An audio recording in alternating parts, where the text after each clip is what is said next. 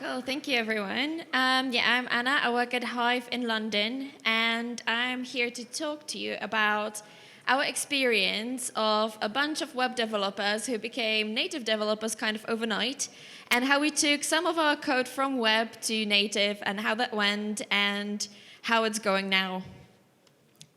I have to warn you that my talk will be full of memes that probably cheapen the content and that infantilizes you, my audience, which I do apologize for. But I hope that you won't struggle to take this seriously. It will be also full of React Native. First of all, I would like to explain to you why we decided to do React Native to begin with.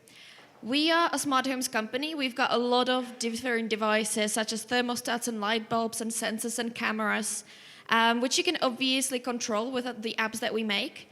But you can also set up actions and schedule them. And the complexity of the code is absolutely incredible.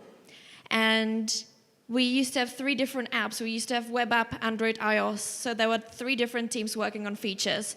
But we also had 2 different backend teams. So shipping a new feature meant that 5 different teams needed to coordinate together to ship one thing. And that was obviously incredibly difficult. And so we decided that we will do React everywhere, at least on the front end, that is not in the backend yet. But when you tell other people in the company that you'll do JavaScript everywhere, they will always become really scared. And they have a lot of, complaints about it. So we put together a list of reasons why it's good to use React Native. So this is how you can sell it to your company in case that's something that you want to do. The delivery of any feature is much, much faster, simply because you have 1 team instead of 3 on the front end. The costs are much lower, and I know this is a huge reason why big companies like Hive or Skyscanner choose to go for this. It's simply because instead of having 8 Android devs, 8 iOS devs, and 8 JavaScript devs, you just have 8 JavaScript devs, so that's much cheaper.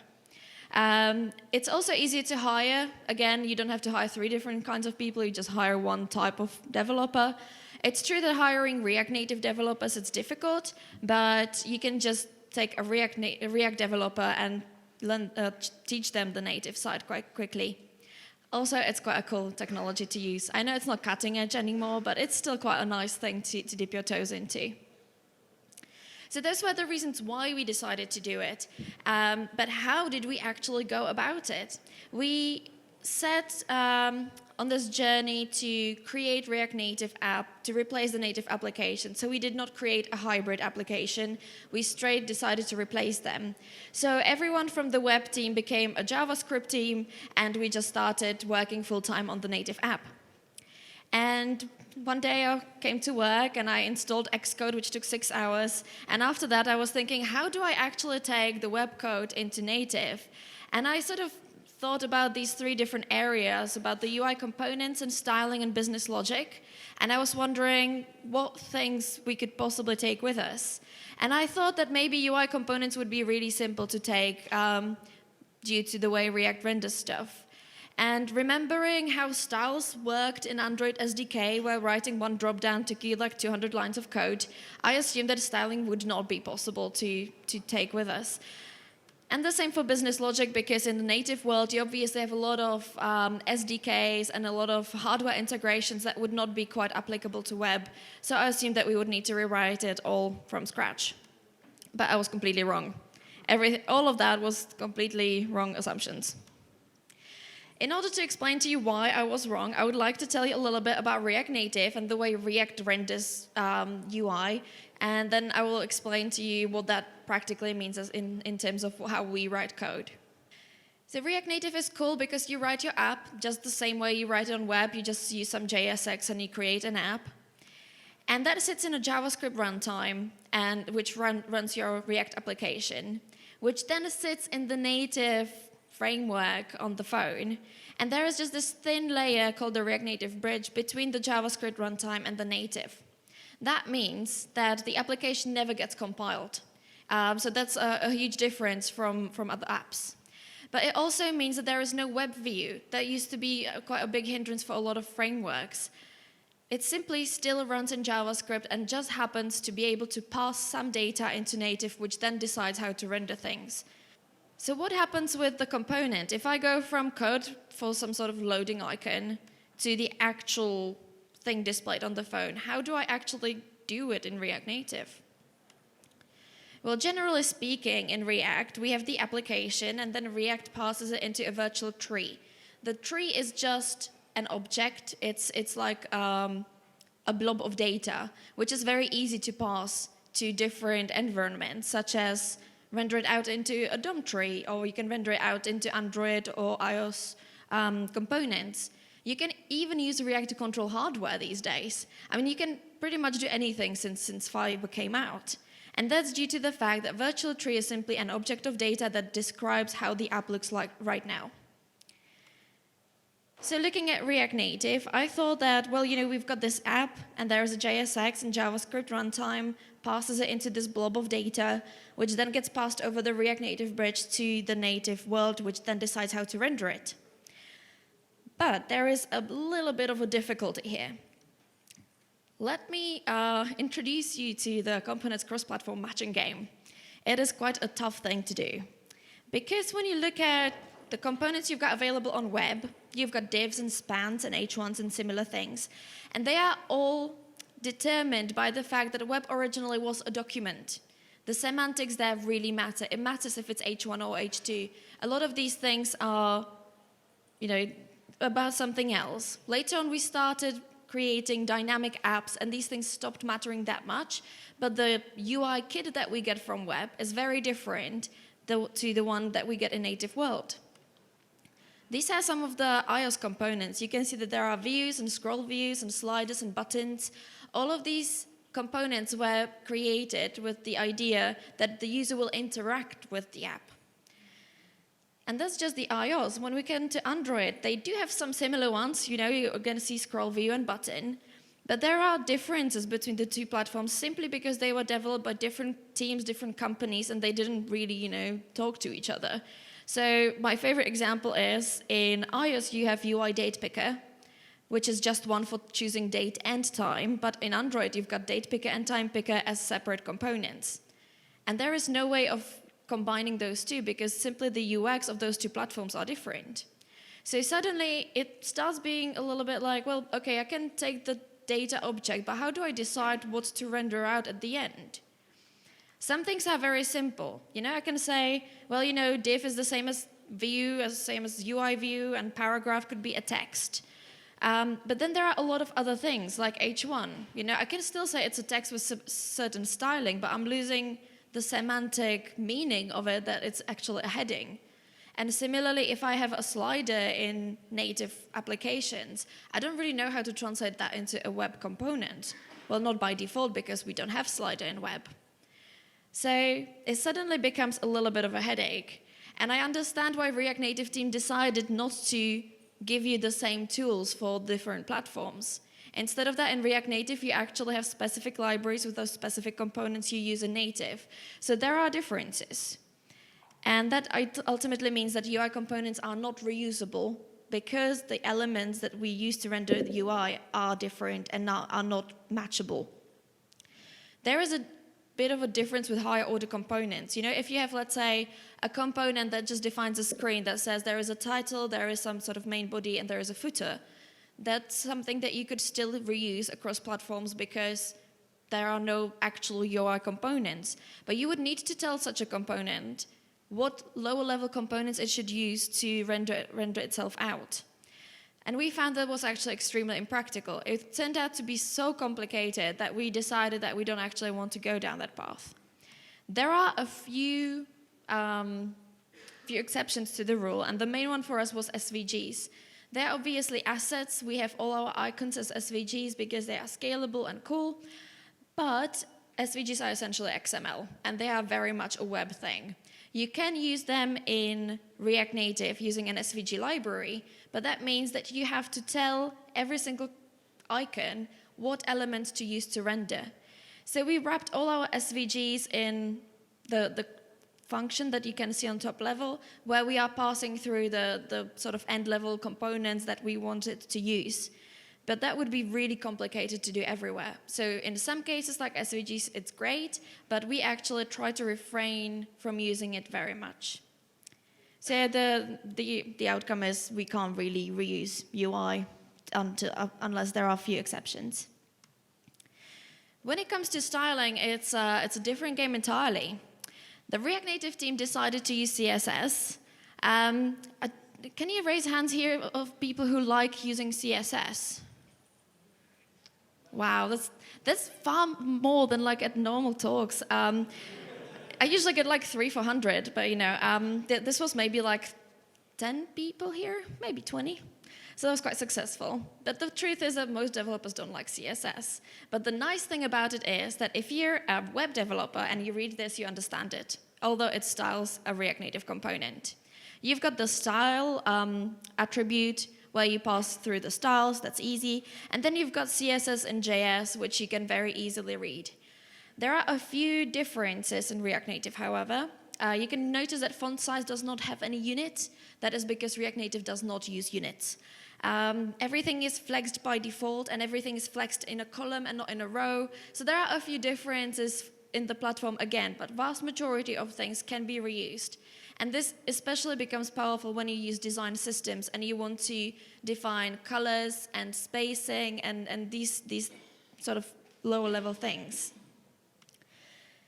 There are also styled components for native, and that's what we are using. And that creates another great advantage, which is that essentially everything that's in the string can be reused because it's just a string. The style.text can be swapped for style.span, and you can reuse the styles very easily across platforms. So we can reuse styles. We didn't do it much, and I will explain to you later on why. But theoretically, I'm pretty sure that you can do it. And then we come to business logic. And that was the thing that I said, the native things can't be transferred to web, and we don't have them on web, and we could not take them from web with us to native. That's especially hardware integration, such as Bluetooth, camera, microphone, the kind of stuff, you don't have that on web, or not widely accessible. And there are some native SDKs that you simply have to use when you're developing in native world, such as, in our case, there was an analytics library that we couldn't actually reuse from web, although theoretically it should have been possible.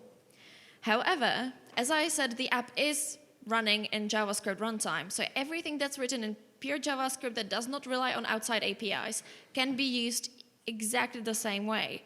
That is especially for state and for translations, for configurations and all of these sort of generic things. All of them can be reused. And that's incredibly powerful because they are defining what your app does. All of your business logic is already written. We have had it tested many, many times, and we knew that it simply worked. So it was a matter of taking all of our business logic in JavaScript and literally using the code as is, just plugging it into a different UI. We are using Redux. The same will apply to any other state management system, but I assume Redux is the most widely used.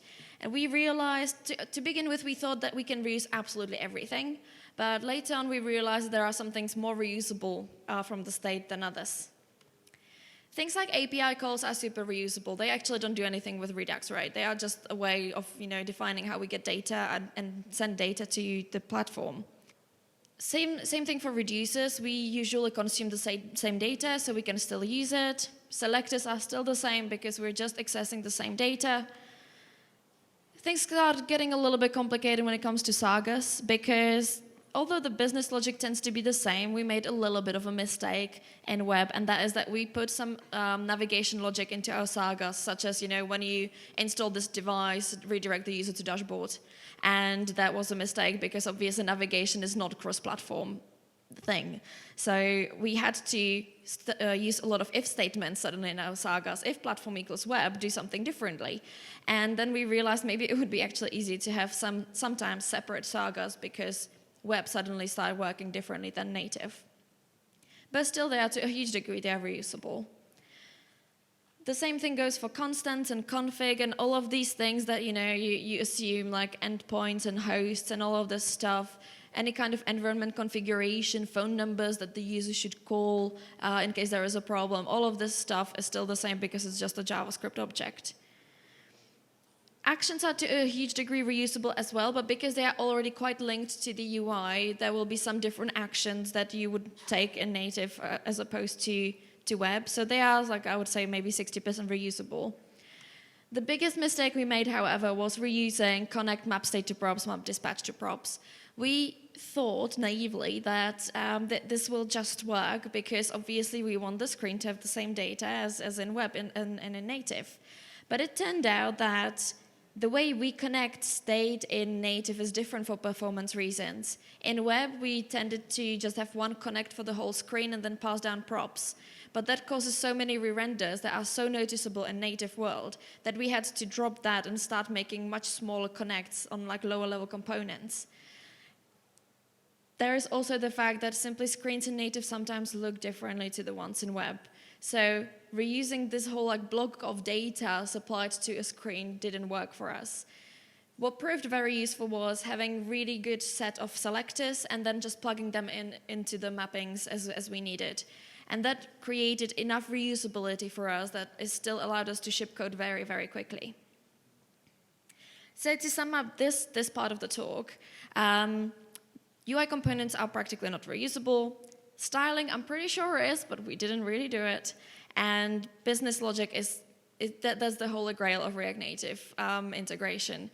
The fact that you can reuse that means that you will spend much, much less time not only developing, but also testing your applications. So that's great. And this is why my talk ended last year. But since then, we have learned a lot of new things that I would like to share with you now. So we say that sharing code is great. Generally, I would say that, building abstractions and creating some sort of, shareability is something we really want in our apps all the time. We talk about element libraries, etc. But is it really good? Sharing also introduces difficulties, and a lot of them at that. Some part of them were caused by the fact that we made some incorrect decisions to begin with. Some of them were caused simply by the fact that sharing code is difficult. Originally, we had a web repository, and then we created a React Native repository, which was the first mistake that we made. But at that time, it made sense. And we realized that in the web repository, we had a lot of code that was reusable in React Native, like all the state stuff that I was talking about. So we created a core folder, and we sort of put all the code that we thought might one day be reused in React Native in there. That was mistake number 2, assuming that we'll be reusing things that we never ended up reusing. Because that was at the beginning and we didn't have the experience that I just talked about. So we put a lot of code into the core, and then we all started working on the React Native repository. But we realized that that brings other problems. We had to make changes to core to amend some ways it should work for React Native, which meant that we had to go into a different repository, make a change, and then go to React Native and pull this folder from a different repository into React Native. And that started being cumbersome, and it was breaking a lot, and there were merge conflicts, and it was just so annoying that we decided that despite Git history being at least slightly lost, we will move the whole core folder into React Native repository. So that happened, and we were all much happier because the process was suddenly much faster. We just had to use that one repository. But then we realized that web started breaking because nobody was working on it anymore. We were pushing really hard for a very sort of critical deadline on the React Native app. So web started slowly deprecating, it started breaking whenever we updated core. So we introduced a lot of CI build checks to make sure that web is not broken. But that just slowed us down. And then we started compromising on those checks. Oh, here for flow, maybe we'll ignore all tests, and maybe we'll ignore all of those files that we are not really using. And we started making a lot of these, concessions. And it was just, it just started being really difficult to handle the whole thing. So what about the web? We have forgotten about the web. We were so concerned with a deadline to push out the native app that the whole business relied on, that we simply did not have the manpower to look at web. And there were a lot of things, when you have 2 different repositories, there are a lot of things that can go differently over a year's time, which was the time we were developing native. We updated dependencies in the native repository a lot, but we practically never did that in web, especially when there was the flow breaking change that really screwed us up. We developed a whole new amazing design system for the React Native, and we assumed that one day we'll come back to web and we'll implement all of the styles there. So that's why I was saying we didn't do the styles yet. And we thought one day we'll come back and we'll, reuse the styles in web because that should be easy. But the biggest problem was that we learned over that course of the year a lot of patterns that were good or bad, and we simply started developing differently. And now when we look at the web repository, that code is really difficult to understand. There are a lot of things happening there that we are really unhappy about. And it would take us such a long time to rewrite all of those old patterns into something new. And so we were wondering, like, is it worth it for us to spend maybe 3-4 months' time, updating web? The TLDR is monorepo would have been the ultimate best solution. From the start, we would never go against, against the dependencies. The patterns would stay the same. Everything would have been much easier. And we thought, well, maybe we can take, all of the code, merge it into monorepo, and start working on it properly. But then someone from business came to us and they were like, but guys, only 1% of our users actually use web. And overall, I think in like daily sessions, 3% of our users are like web users. That's not many. And spending months and months of developers' time on that is just not a good business decision. So we were wondering about what else we could do. And this is the part where I'm talking about somebody else's work, which I usually don't do, but I think it's an amazing piece of work. My colleague Grzegorz Pawlik has been working on this, and he decided to start using React Native Web just to see what that does. It's this library that takes your React Native code and compiles it into web code. And as I said, the matching stuff is difficult. And later on, I will show you a demo of it. So you'll see that there are slight differences because some things are simply impossible to translate. But at the same time, it works well enough, especially if your user base on web is 1%. You can make a lot of concessions. So let's have a look at that. And let's pray to the demo gods that it will actually work. So I've got the React Native Web app spun up. This is what our app looks like, and this is on a simulator the app working there as well. So you can see that it looks very similar. On web, it looks quite like a tablet. That's because we have not styled it entirely for web. The largest resolution we worked with was tablet. So it looks a little bit unusual on web, but it works. So if you have bought a thermostat from Hive and you want to turn on your heating, you still can do it, even if it doesn't look particularly awesome. So let's try to see what that would do if I, let's say, want to turn off a plug. Say, this is my plug at home in London. So we can't actually see it working. But if I turn it off here, and then I go back to my app, you can still see that it's on. But if I update it, it should turn off. Yay. So this is exactly the same code working in web and in React Native. There is very little work that we had to do to make it work on web, which is amazing. But that's just the first part. We are still unsure whether we actually want to maintain web. Maybe we actually won't be using React Native Web itself. But there is another quite tricky thing when you're a native developer, and that is design systems and designing in general. Our designers created a whole library of elements and components that we then use. It's really nice developer experience. You sort of build screens like a Lego because you've got the top header and you've got the tabs and you've got the buttons. So like then you just like sort of plug it in, put in some data, and it just works. It's a really nice experience. The problem is that designers then sometimes forget about all the components that we have already created. And in design systems in general, you want to have the process going both ways. But if you're developing for native, how do you show the designers all of the stuff that you have already made? The ultimate answer is Storybook, which is great. The problem is that even if you have a storybook in your app like we do, they can't see it. We can see it. We can go to this whole set of all the different elements that we have prepared, like this action info box. We can very easily have a look at it ourselves, but the designers did not have access to it until React Native Web came into play. Now we can actually create a web version of Storybook that we have on our phones so that the designers can come back to it and actually look at what we are working on.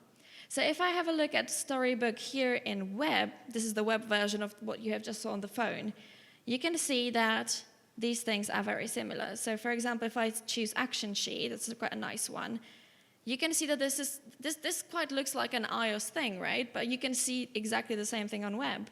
If I look here to choose the same thing, sorry about the warnings, it looks exactly the same. So this is a really powerful way of using cross-platform, not just to enable our users to use our app on web, but also for the team as a whole to work together much better. As an example of how things sometimes look differently, we have some activity indicators, which look very sort of like, nice in native world. But when we look on web, you will see that it's slightly different. I don't know if you can quite see it, but I think there is it's visible that there is a little bit of difference between the two. So that's what I was talking about, that you can't actually go from React Native to web while keeping exactly the same design and animations, etc. Having said that, it's so similar that if you don't need 100% transition, it's good enough. So that's where we are now. We have decided to probably not reuse code in the sense that we would have web code and that we would have React Native code. But we can still write the whole cross-platform experience with just one code base, and that's incredibly empowering. So to sum up everything that I've been talking about, sharing code does speed up development, but it also makes things much more complicated. Sharing code is great for speed, really difficult for maintenance. So you have to figure out what the trade-off is between how fast you want to develop versus how much time you will then spend maintaining it.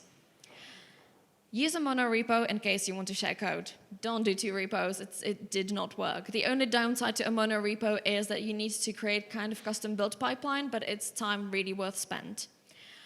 Then React Native Web is great. I can really recommend it. It's not like an out-of-the-box solution, but it works really nicely. And it's actually quite a performant code on web as well. I believe that maybe Twitter don't actually have React Native mobile app, but they are using React Native Web to render the web UI, which is quite an interesting choice.